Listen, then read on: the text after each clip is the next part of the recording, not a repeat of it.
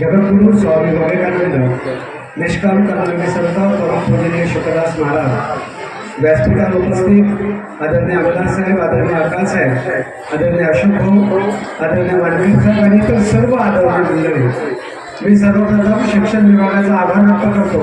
त्यांनी हे विज्ञान प्रदर्शन भरवण्याची आम्हाला संधी दिली आणि हे प्रदर्शन आम्ही आज या ठिकाणी भरवू शकतो.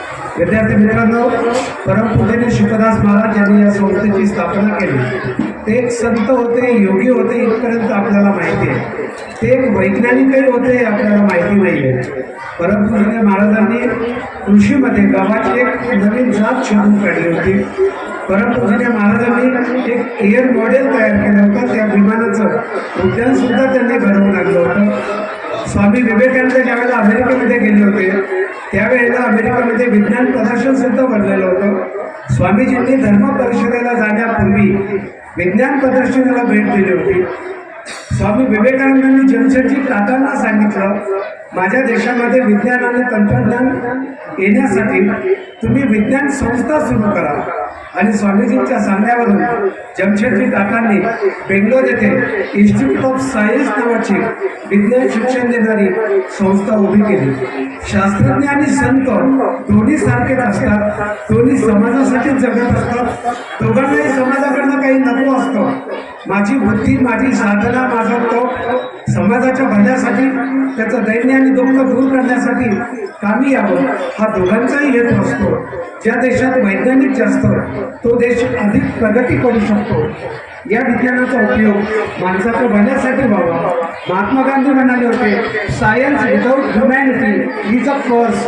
विज्ञानाला जर मानवतेची जोड नसेल तर विज्ञान हे शाप धरू शकतं, पण विज्ञानाला जर मानवतेची जोड असेल, विधायक कार्याची जोड असेल तर ते माणसाचं जीवन उन्नत करू शकतं.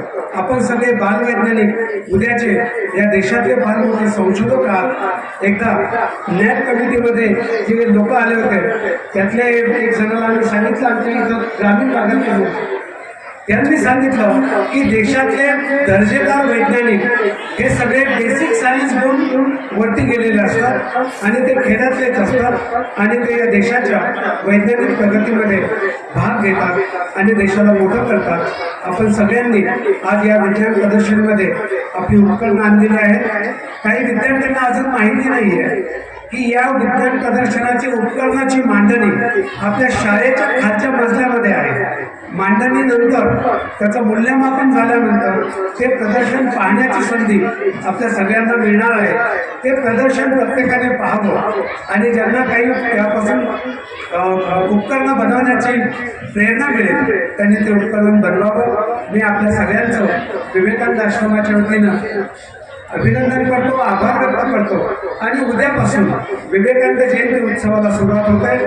8, 9, 10 तीनही दिवस याच व्यासपीठावरून मान्यवरांच्या व्याख्यानं, कीर्तन, प्रवचन संपन्न होतील. शेवटच्या दिवशी 2 लाख भाविकांना महाप्रसाद वितरण केलं जाईल. या सगळ्या कार्यक्रमासाठी मी पुन्हा आपल्याला निमंत्रित करतो. आपल्या सगळ्यांची वाट पाहतो आणि आदरणीय मालकानी सरांच्या अनुपस्थितीमुळे मला अध्यक्ष भाषण करण्याची संधी मिळाली. हे त्यांच्या वतीनं केलेलं भाषण मी या ठिकाणी थांबवतो. धन्यवाद.